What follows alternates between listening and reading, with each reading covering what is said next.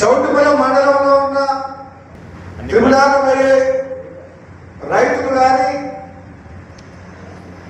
అందరూ కూడా వాళ్ళు తొక్కని గడపలేదు.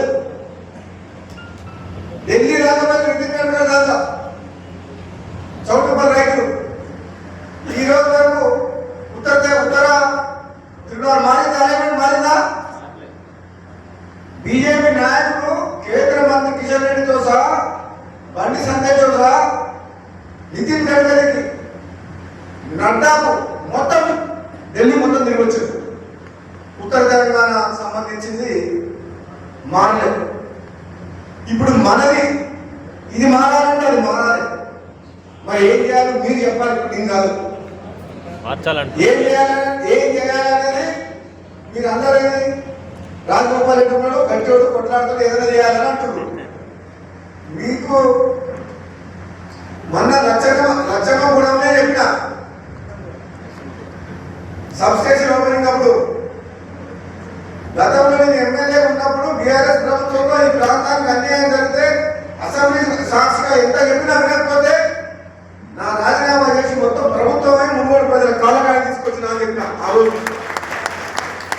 నేను రాజీనామా చేయకపోతే వచ్చిన ప్రభుత్వం మీ చౌటుపల్లి నారాయణపూర్ రోడ్ అవునా, చౌటుపల్లి వందపల్లి ఆసుపత్రి అవునా, మీ గట్టుపల్లి మండలం అవునా, చండూరు రెవెన్యూ డివిజన్ అవునా, శివనగూడెం రిజర్వాయర్ భూ నిర్వాసితులకు పైసలు వచ్చినా, ఈ డెవలప్మెంట్కి నిధులు వచ్చినా మున్గోడుకు రాజీనామా చేస్తే అప్పుడు కదిలిండు.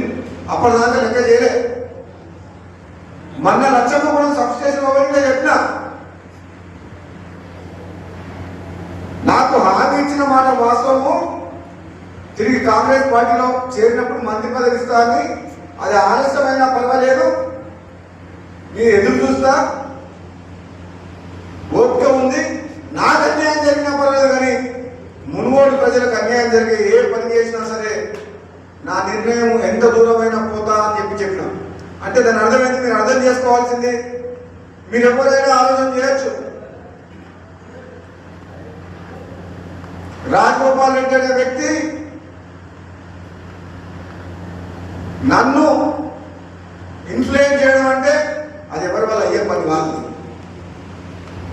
మన వాళ్ళకి నిజంగా అన్యాయం అవుతుందంటే, నిజంగా ఈ ప్రాంత ప్రజలకు అన్యాయం అవుతుంది అని అంటే నేను ఎంత దూరమైనా పోతా, ఎంత త్యాగమని చేస్తా, ఎంత కొట్లాడని చేస్తా, నీకు భయపడేటువంటి కాదు. కాకపోతే ఒక్కటేంటి, మనం అర్థం చేసుకోవాలి. త్రిపుర మొత్తం 360 కిలోమీటర్లు వస్తుంది. మనం అవసరమైతే వేల మంది అయినా సరే ఎటువంటి పెద్ద కార్యక్రమాలు చేసేందుకు మీరు కూడా తయారు ఉండండి. ఎక్కడికక్కడ ప్రభుత్వం స్తంభించనే సాధ్యమైతే తప్పితే మామూలు కాదు.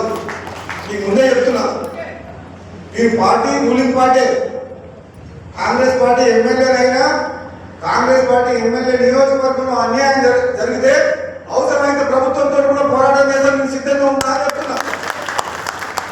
మీరు ఏదో లాలూచి పడి ముఖ్యమంత్రి దగ్గర పోయో నాకు ఏదో పదవి ఇస్తే నేను సపోర్ట్ ఎప్పుడు కూర్చుంటా, మా రైతులకు అన్యాయం అయితే నీ పదవి వద్దు, నాకేమొద్దు, నీ పైసలు వద్దు, పదవి వద్దు, నాకు రైతులు ముఖ్యం, మా ప్రాంత ప్రజలు ముఖ్యం అనే స్వభావం గల మనిషిని కాబట్టి చెప్తున్నాను.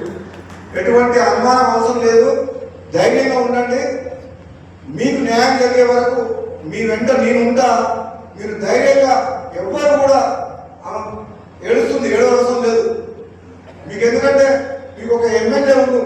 నేను ఆనాడు చెప్పిన 2018 మళ్ళీ ఇప్పుడు చెప్తున్నా, నేను ఎమ్మెల్యేగా వచ్చింది మీ ఇంట్లో ఒక కుటుంబ సభ్యులుగా వచ్చింది తప్పితే నేను ఒక పదవి కోసం రాలేదు. ఆనాడు ఈనాడు ఎవరే చెప్తున్నా, ఎవరికి ఏ కష్టం వచ్చినా ఇంట్లో ఒక ఇంటి మనిషిలాగా, ఒక కుటుంబ సభ్యులాగా, ఏ బాధ వచ్చినా ఆ బాధ కోసం నేను కొట్లాడతాను. కాబట్టి ఇప్పుడు ఇటువంటి పెద్ద విషయం కాబట్టి తప్పకుండా దీన్ని మనం పెద్ద ఎత్తున ముందుకు తీసుకుపోయి ప్రభుత్వం మీద ఒత్తిడి తీసుకొచ్చి మనకు న్యాయం జరిగే విధంగా మనం పోరాటం చేస్తామని చెప్పి తెలియజేస్తూ సెలవు తీసుకుంటాం. Thank you.